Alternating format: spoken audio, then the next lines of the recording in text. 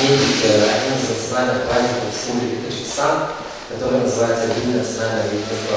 Он у нас ежегодно отмечается 27 июня.